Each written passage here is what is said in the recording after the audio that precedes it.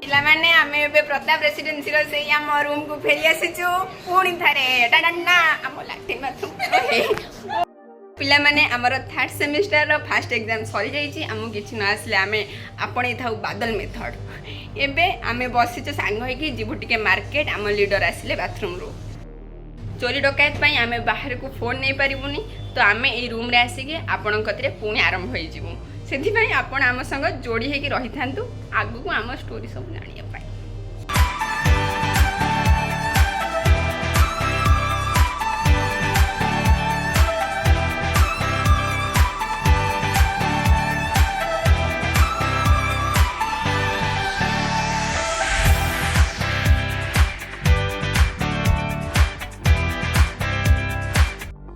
ଏବେ କଥା ହଉଛି ଆମ ଆଣ୍ଟି ମାନଙ୍କ ସାଙ୍ଗରେ। ସେ ହଉଛନ୍ତି ରାମଲକ୍ଷ୍ମୀ ଆଣ୍ଟି,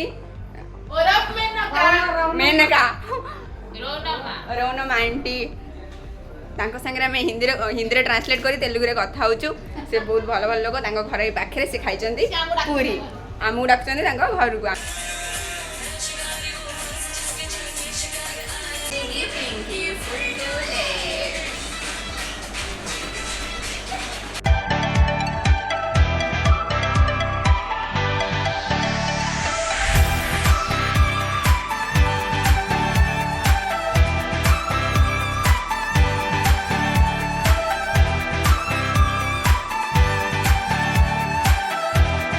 बात्यार प्रकोपर दिन मान लगातार वर्षा चली।